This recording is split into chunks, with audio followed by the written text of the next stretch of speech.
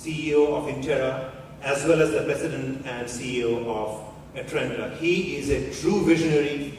I have worked in the EDA industry for several years, and I have always asked Dr. Bose for advice.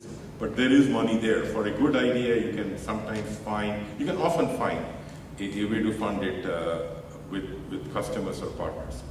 Good story, they will get funded. So I have actually used all the approaches.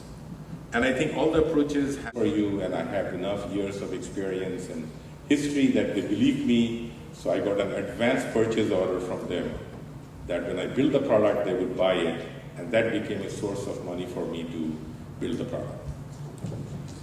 And then the next phase of our evolution was to grow Atrenta. At some point, Atrenta became a reasonably established company, and then there was out of Intera, we came up with a product idea. And that's how Atrenta got started. Atrenta was a spin-out. Lack the finances to get good health care. What they lack in the area in which they live is any system that could provide it. Think about these discoordinated balloons as I talk about a recent experience of my mother's. My mother has atrial fibrillation, it's an irregular heartbeat. That means she needs to be anticoagulated. She needs to be on blood and continually adjust your dosage of anticoagulation. Unfortunately for my mother, she had a cardiologist who was a specialist in one balloon, who was actually the prescriber of the anticoagulation. She also had a primary behind the machine, curling up in paper, and she was not getting a lot of responsiveness from her cardiologist's office about how she should be adjusting her medication. What did she do? She called me. I'm in California, I'm an ear, nose, and throat doctor, not exactly my field of expertise, but this is what people do when they can't get responsiveness from a coordinated system.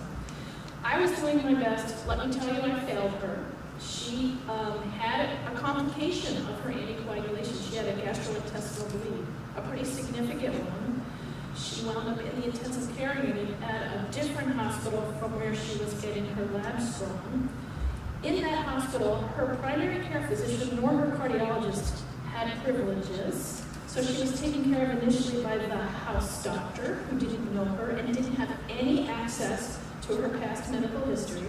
She was taken care of by a gastroenterologist who didn't know anything about her and didn't have access to her past medical history.